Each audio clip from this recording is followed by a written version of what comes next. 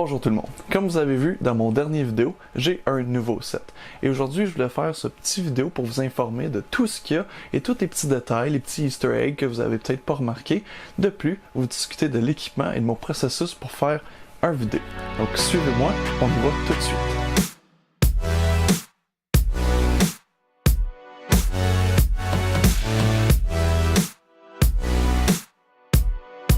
On va commencer avec l'éclairage. Ceci est un Godox SL60W, donc SL60 watts, et c'est une petite LED qui est pas mal puissante. C'est principalement mon éclairage principal, avec un petit diffuseur en avant pour pas que la lumière soit trop harsh. Courtoisie de mon ami Mathieu Saint-Pierre que vous avez rencontré dans mon avant-dernier Bruno Mété. Donc ceci est une lumière quand même assez... quand même non dispendieuse comparé à ce que ça essaie de copier. C'est à peu près 900$ de moins au Canada. Ici en arrière vous avez un petit contrôleur, donc je peux contrôler vraiment la puissance de cette lumière, et comme je vous ai dit, c'est vraiment juste une chip LED vraiment puissante, et donc là comme j'étais à 23% et ça éclaire pas mal beaucoup. Aussi, mon éclairage, ça c'est ce qu'on appelle dans le métier mon key light. Donc ma lumière principale qui éclaire pas mal tout. Comme fill light pour remplir mes ombrages que ça crée dans mon visage. J'essaie de garder une petite craque ouverte de ma fenêtre, juste pour avoir le soleil et la lumière naturelle qui viennent me flatter le visage pour égaliser un petit peu mon skin tone. Quand je fais mes vidéos trop tard, malheureusement j'ai pas accès à ça, soit que j'essaie de mettre une autre lumière, souvent la petite lumière que j'ai utilisée tout à l'heure pour m'éclairer le visage, ou juste je fais un look vraiment plus contrasté. Donc, un des avantages à mon YouTube channel, c'est que j'investis beaucoup dans mon équipement parce que c'est ce que je fais professionnellement. C'est ce qui me permet de m'acheter des bébelles que je veux et avoir une excuse pour le faire autre que je voulais juste gaspiller de l'argent. Ceci est une autre lumière. Comme vous pouvez voir, il y a un petit gel rouge dessus. Le petit gel rouge est vraiment quelque chose de simple. C'est du crafting paper transparent que j'ai acheté chez Michaels, donc le magasin de Arts and Craft. Et ce qui est en dessous, c'est une de mes plus vieilles LED. Donc c'est un panneau LED vraiment basic, vraiment cheap. Pour les gens qui regardent à faire un setup plus budget, une de ceux-là va vous coûter environ 35$ canadiens. Et j'en ai deux autres, et j'en ai une plus dispendieuse, plus fancy, mais d'une compagnie plus renommée, encore une fois pas mal cheap chinoise, mais plus renommée. Par contre, j'étais pas un très grand fan de ces panneaux-là. La plupart ont déjà le hot shoe, donc ce qui les tient sur la caméra de casser. Donc ça c'est un petit peu déplaisant. Mais vraiment cette lumière-là, elle est juste sur un petit trépied cheap de 1$, connecté à cette lumière cheap qui est mis sur une boîte de carton pour la retenir, et il y a une grosse batterie derrière et un petit affaire rouge pour y donner un look inspiré bien sûr du cinéma giallo. Donc ceci est excellent pour les gens qui cherchent un setup budget, parce que au total tout ça, ça doit m'avoir coûté environ 30$. Allons aux choses les plus cool du setup, c'est les collectibles et les livres et les DVD, les VHS que je mets dans le background. Donc ici on a un vieux projecteur 16mm Bell & Howell que j'ai trouvé une vente de garage et que j'ai eu pour un excellent prix. Je crois qu'il fonctionne encore, je dois juste mais il y a certaines pièces que je dois remplacer pour que vraiment ça fonctionne bien. Parlant de films, ici on a des canisses de films. En effet, ceci est un long métrage complet. C'est le remake de Bad Lieutenant avec Nicolas Cage en 35mm.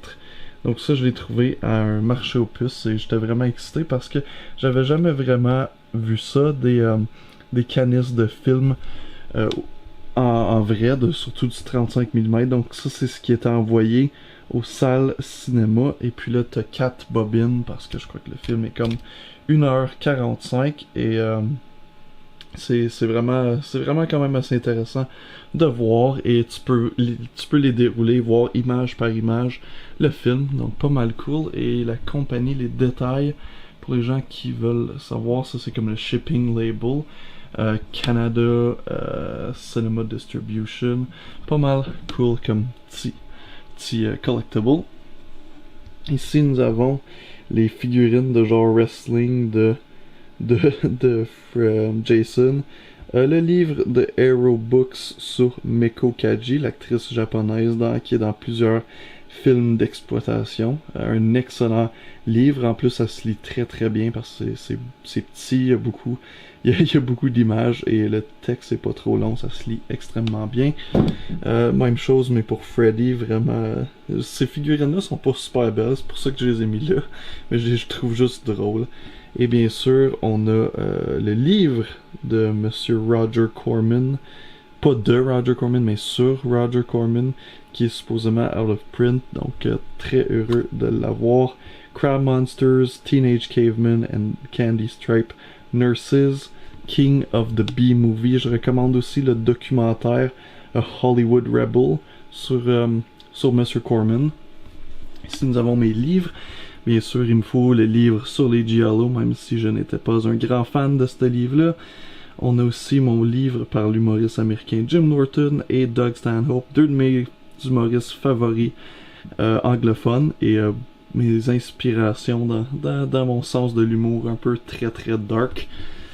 Ici on a les magazines, donc des Fangoria, des Rumog, juste des Fangoria random des années 80 et le Rumorg sur bien sûr la vie de Lucio Fulci.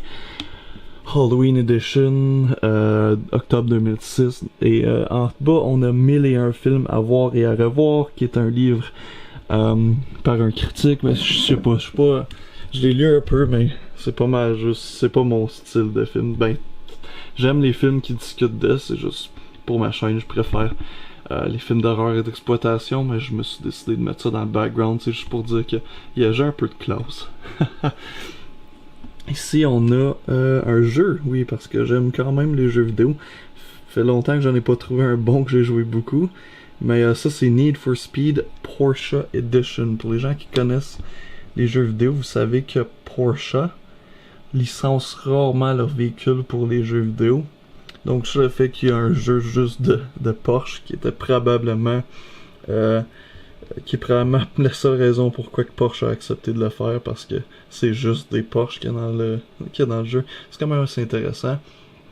Aussi, c'est un petit easter egg sur le fait que j'aime beaucoup les voitures allemandes. Malheureusement, il n'y a pas de jeu vidéo sur ma compagnie favorite qui est Audi, mais bon, Porsche c'est proche, c'est assez proche. C'est assez proche Porsche. Je suis comique. En tout cas, ici on a les VHS, donc j'ai vraiment essayé de mixer tous les genres que j'adore. La seule chose que j'ai pas vraiment en VHS, c'est des spaghetti western. Donc on a Nightmare on Elm Street, qui est un de mes slashers favoris. Fearless Fighters, qui est un film de Kung Fu que j'ai jamais vu, je voulais acheter un film de Kung Fu. Godzilla's Revenge, pour mon amour pour les kaiju. Blood Games, juste un VHS que je suis heureux d'avoir. Rush, pour les films post-apocalyptiques. The Town That Dreaded Sundown, juste parce que c'est un film tellement underrated que plus de monde devrait connaître. Bruce Lee, Kung Fu and the Kung Fu Maniacs, c'est un Bruce exploitation, ou je pense que c'est un montage, c'est une compilation de films de Kung Fu. En tout cas, je voulais le mettre là pour mon amour pour Bruce Lee. Nightmare on Elm Street Part 2, encore une fois parce que Nightmare on Elm Street c'est ma série de slasher favori. Ninja Enforcer, juste une référence à mes usernames quand j'étais plus jeune. Cool Ninja, j'ai toujours été un fan de Ninja. Prom Night, parce qu'encore une fois, il me faut un film canadien. Et Le Samouraï Noir, parce que un film d'exploitation obscure, vraiment poche.